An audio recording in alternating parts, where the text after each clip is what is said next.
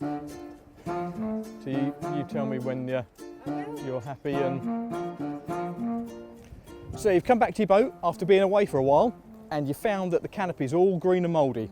One of two ways that we can tackle this, one of them being a decent canopy cleaner, something like this.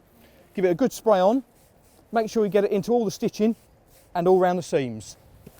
We'll then grab yourself a light scrubbing brush, not something too hard. Give it a good scrub in and you'll see it will start lifting the dirt.